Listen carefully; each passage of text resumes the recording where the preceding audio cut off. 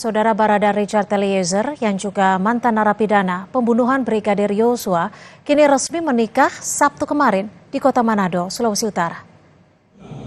Kalian dengan hati bebas dan tulus ikhlas hendak meresmikan perkawinan ini.